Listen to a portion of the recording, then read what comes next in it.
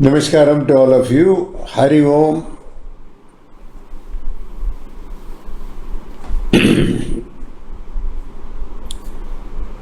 In a very organized society, we always have a set of discipline, rules. Selectively, you may be indisciplined also, but collectively, you are supposed to be disciplined because in order to maintain the orderliness of the society and to see that nobody harms anybody. So there are some rules, regulations, we follow all that.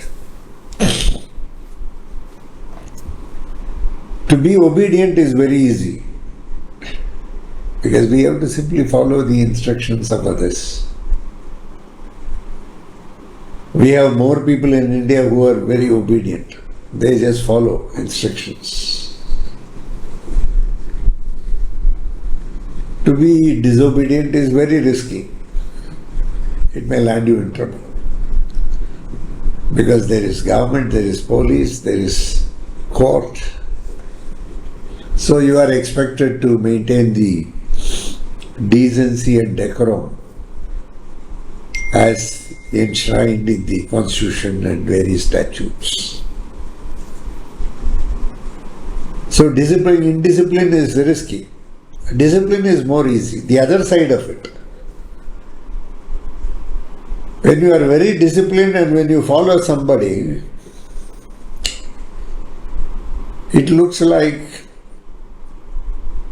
you are not responsible for your act. Because you are following someone. So he becomes more responsible. So somebody directs you to do a particular thing. You find it very easy in case you follow that. You always have a chance to blame him if it backfires. If you don't follow others' instruction, then you will be responsible for your actions. And that is where a new phenomenon comes into the picture called guilt. Guilt comes because of doership. Somebody wrote to me, "Sorry Guruji, because of my ego, this, that, I had to leave Facebook and go." Ego with his wife, ego with others, ego with me also. I don't know. What have I got to for him to compete with me? I don't have anything. I'm not the doer.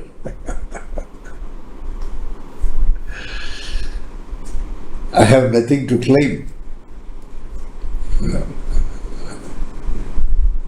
Then I wrote to him, this is all very normal. It happens.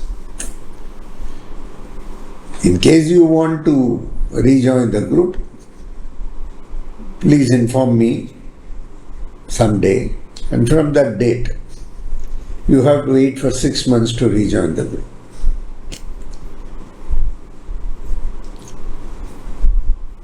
He has not replied. Probably his ego is once again flaring up.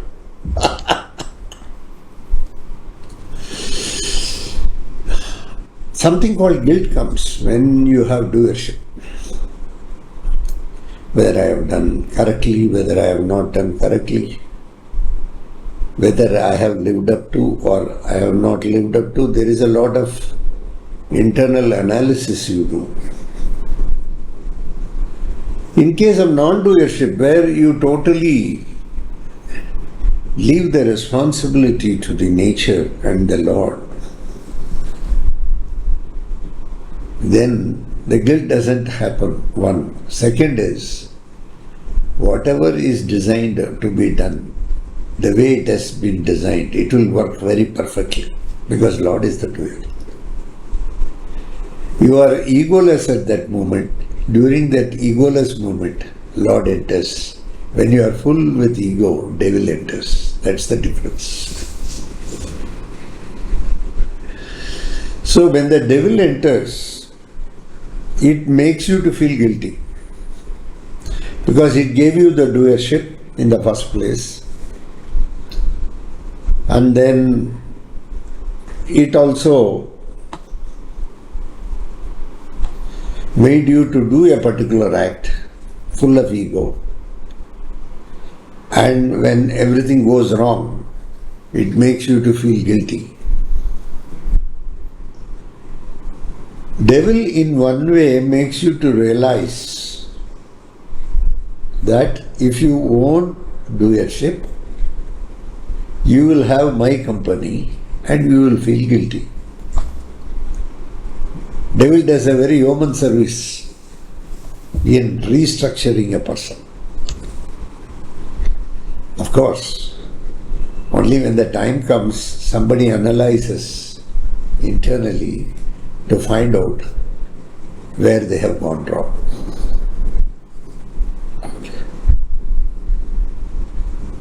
Egolessness is the best thing. Of course, you must be very alert to be egoless. Alertness is the key. Consciousness is the key. If you are very alert, you will know that there is nothing like perfection or imperfection. Everything is very perfect. In Lord's design, there is nothing wrong. Unfortunately, our ego also has something called comparisons.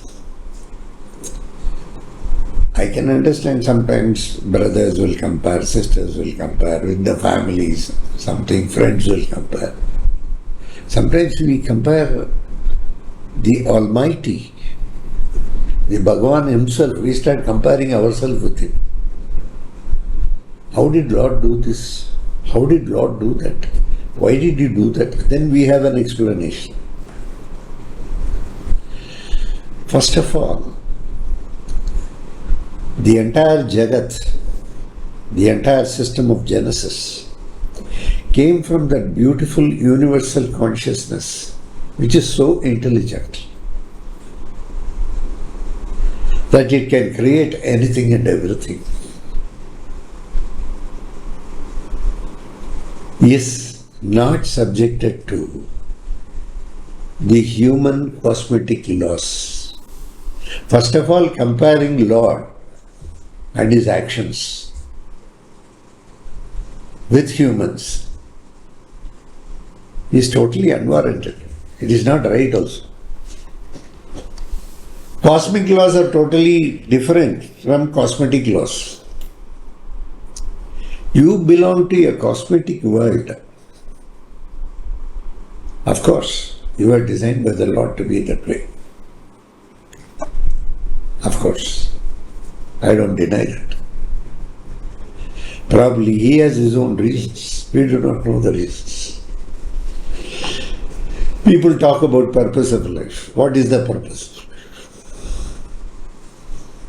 Purpose of life is to live, that's all. Live the way it has to be lived. You have to live life, moment to moment, not being too much futuristic. Maintaining a level head. Not creating trouble in the society. To a good extent, not creating trouble to others itself is a big service. That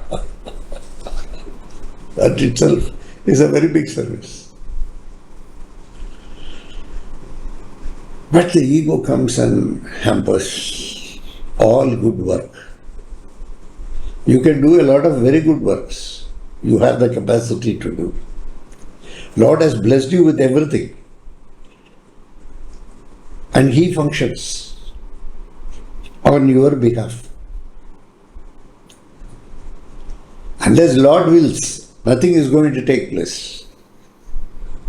Even today, my talking to you is because Lord has willed. That is why this is happening. Otherwise, it won't happen. That's the beauty of the Lord. That's the beauty of the system.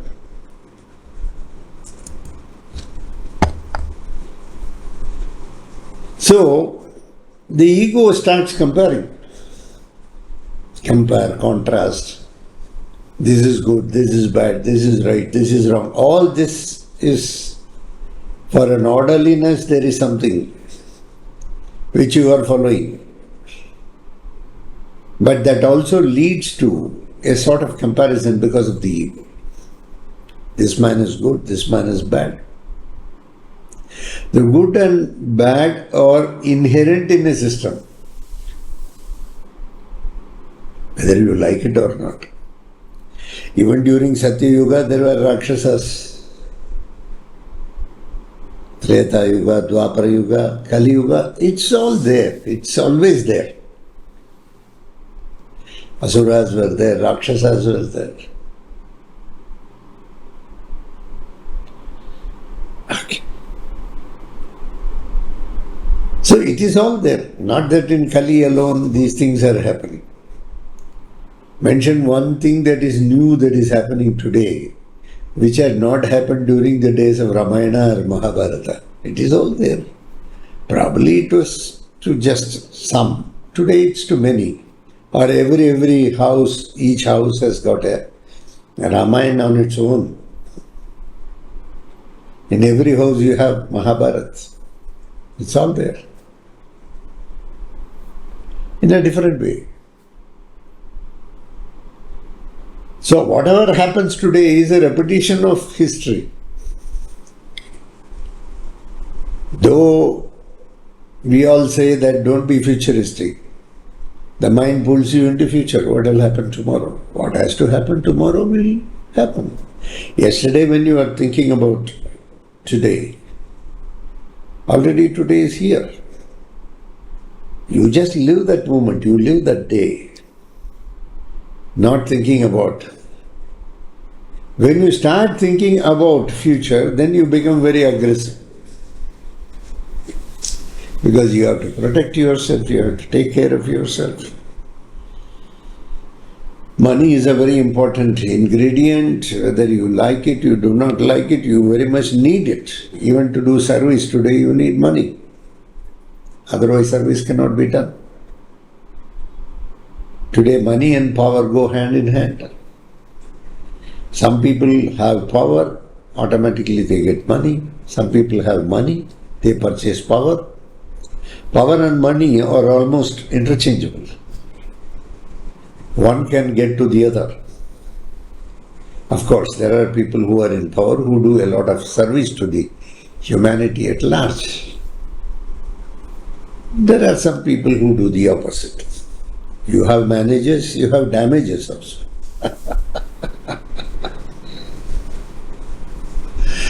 To be a boss is easy, to be a leader is very difficult. People can be bosses, where they take all the credit for your work. Whereas leaders always say that it is a teamwork. All of us have joined together to do it. The ego spoils. And it makes you to think in different ways. It brings notions, perceptions, which may not be truth. Adamancy, arrogance, everything follows. A very egoistic person can be very dangerous. Very dangerous. Probably he may be, because of his ego, he may be hurting many people in the family, friends, in the office, colleagues, in any circle, wherever he interacts. There are some people who, wherever they interact, they pose as though they are very big. In some cases, I have found elders. Elders cannot be housed by youngsters. So youngsters, they stay somewhere in America. They put the elders here because elders are not prepared to go to America and settle with them. So they want to be in the same house, same thing. They purchase something, or sometimes they purchase a flat, they are in a community. The elders are devoid of the emotional attachment with their kin and kith. So they try to do that here, wherever in the society they are, in the community they are. But unfortunately, mostly they are aged people, they are not elders, most of them. Okay. They try to boss over, they try to spoil in the name of ego. They try to spoil the peace of mind of everybody else. Not all, but there are people doing that. People abroad or people elsewhere, not with the parents, they keep thinking that they have given a very comfortable life to their parents. They have housed them in their own house, in a society, etc. They fail to understand that the emotional support, everything, you can provide economic support, but you cannot provide emotional support. At best you can talk on phone, probably a video call. That's all, nothing more than that. But they need emotional support for 24 hours. That's the problem. Who has got the time to do all that? So most of the time, even these aged people, they are full of ego, they have their own problems, they keep talking about the past. Past is already dead, it is dusted, it is gone. There is no past. Future we do not know, it's uncertain. Only today you know. When today you keep talking about what has happened already. We don't like to swim in drainage. You may like to swim in a river, you may like to swim in a swimming pool or sea, all that, but you may not like to swim in a drainage. By talking about the past, we practically go back into the drainage, and that creates a lot of negativity in the entire environment. It makes the person very gloomy, and the person becomes very dull-headed. You need some people to take care of that person. Once again, Lord provides service to some people for taking care. Even if you are prepared to give care, there must be somebody to take that care. They will say caretaker, not caretaker, caregiver. There's a lot of difference. Caretaker is more mechanical. Caregiver, to understand the person and give care the way the person longs for, that emotional bonding with which they give care. Go and see the nurses, doctors in the hospital. They are caregivers. The way they talk to the patient, the way they comfort them maybe for a week, 10 days when they are hospitalized. They make regular visits. They keep asking them anything they need and how comfortable are they with their health. Of course, maybe for a price. But still, who is going to do that? We have a lot of caretakers, but not caregivers. One has to be very lovable and compassionate to give care. Ego will not allow you to be lovable or compassionate, even to your own people, to your own family, to your own wife, to your own husband, your own children. The ego will come in the way, and it will not give the care in the desired way. Ego spoils all situations. It can spoil relationships. Suppose the other person is very egoistic and he questions you. The best way is to smile and say, I'm all that. If somebody comes for a competition with me, I don't compete. There are two reasons for it. One is, where is the necessity to compete? There is no necessity to compete. There is no necessity to compete. Because we are not the doers, Lord is the doer. Certain reasons Lord has designed in a particular way. All imperfections may join together to perfectly give a figure. That's the beauty of the Lord.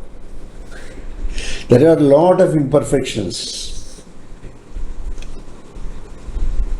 in the system of nature, but when it is assembled, individually it looks imperfect, but when it is assembled together, then it is one entire perfect sphere. It's one entire perfect universe. Jagat. That's the beauty of the Lord. Of course, we are all still work in process. There is a lot for us to improve upon. When we are conscious, we are able to improve upon, we are able to contribute to the welfare of the society. So ego is not going to help you at all. It's a baggage. It will lead to aggressiveness and it may lead to stress. Ultimately, stress is a very big factor which affects our youngsters nowadays. Elder stress is in a particular way, youngster stress is in another way. Because of the aggressive nature of the world. Today the world has become very aggressive, more aggressive. Though it was aggressive in the past, today it has become very more aggressive because people have become more ambitious. Ambition becomes avaricious. Slowly they become arrogant, audacious. So, working for something, being dedicated to something is different. And bossing over and trying to see that you get things done without contributing anything to the team is something different. And most of the time people will talk about politics. If you see, elections are around now. People will talk about politics. They will say this fellow is not all right, that fellow is not all right, this politician is not all right, that politician. But they won't go to vote. As a rightful citizen, it is your bound and responsibility to go and vote. You want to change a party or you want to change a leader, you are not convinced about him, you have to go to the vote booth on the particular day at the right time with the necessary identification and you have to cast your vote. If everybody casts vote, things can change. But most of the time we don't cast vote, but we will be commenting. Every time if you see what you are supposed to do, you are not doing, and you claim yourself as very perfect and pure, and you start talking about others. We are all total. Nobody is totally perfect or nobody is totally imperfect. We are traveling towards perfection. That's the beauty of creation. We have to learn to accept and move on. Already this has happened. So next what to be done? Next what to be done? Next what to be done? Please remember, you are not the doer. You will ponder, and at that time of egolessness, Lord will enter you and give you a suggestion. It will look as though you are doing it. That is the illusory part of the entire Genesis. The mind makes you to think that you are the doer. It makes you to forget yourself. So, egolessness, you must be very humble, with full of humility. Even when somebody asks something, you must be very humble enough not to hurt him and deliver what you want to deliver. He is not coming to you. He is coming to test you. The Lord himself has come and he has raised a question to you. Doesn't mean the Lord doesn't know. Every person coming to you, you must carefully watch the person. Observe. They might have come egoless. the time they raise the question. The Lord is raising the question. Bhagavan is raising the question. So with all respect, we have to answer because it is Him who is going to answer. The question is the Lord and the answer is also the Lord Bhagavan. If you are aware that the Lord is there anywhere and everywhere, you will be very alert not to miss it. Sometimes when you go in a bus, you will find a lot of people standing in the bus stand. Your friend may also be standing there. He may be probably, he has to take another bus. He is waiting there. You will call him. You have seen him, you are calling him. But he doesn't see you. He is busy looking for the other bus and he runs away as soon as that bus comes. Lord keeps on calling him. But we are busy elsewhere. The mind is filled with devil. Devil will always divert attention. It diverts. And it makes you to look at something else and not the Lord. Because full of mind and not the heart. If the heart was totally open, then you will know very well that it is the Lord and nothing else. You can feel Him at any point of time in your life. Any point of time. You know He is there with you. There will be no fear. Nirbhaya. There will be no fear. And all your actions will contribute for the welfare of not just yourself, your family, your society, your community, your nation, the entire world, the universe. It may help. A lot of positive energy will be there. Ego is negativity. So be careful about ego. God bless you all.